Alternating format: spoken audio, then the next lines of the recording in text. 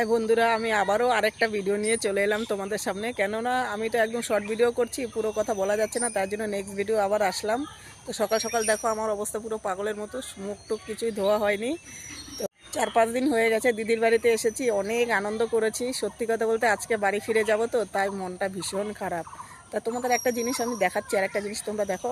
গ্রাম এলাকায় অনেক কিছু থাকে দেখার মতো, কিন্তু দেখাতে পারছি না কারণ বৃষ্টি হয়েছে, তো মাঠে তো যেতেই পারছি না, প্রচণ্ড কাদা। তো অন্য একটা কিছু দেখাচ্ছি, তোমরা দেখো।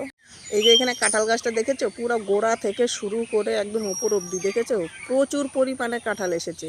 দেখো একবার। গ্রামের দিকে জানো তো জমিতে জল দেওয়ার জন্য স্যালো মেশিন থাকে। এই যে এটা হলো স্যালো মেশিন, দেখেছো, এটা স্যালো মেশিন।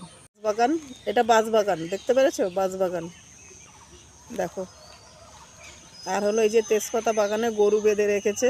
তো ক্যামেরা করা যাচ্ছে না, তাই এই পোটলাটা এখানে ঝুলিয়ে নিয়েছি, আর এক হাতে পাতা ছিঁড়ে যাচ্ছি। এই দেখো, তোমরা কি নেবে পাতা? তোমরা যদি নাও তাহলে তোমাদের জন্য বেশি করে নিয়ে যাব। তোমরা যদি চাও তো কমেন্ট করে বলবে, পাতা অবশ্যই তোমরা পেয়ে যাবে।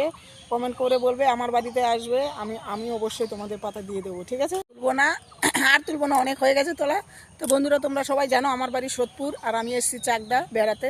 আমার ভিডিও ভালো লাগলে তোমরা কমেন্ট করে বলো, অবশ্যই আরও এই ধরনের ভিডিও দেবো। তো চলো, টাটা, সবাই ভালো।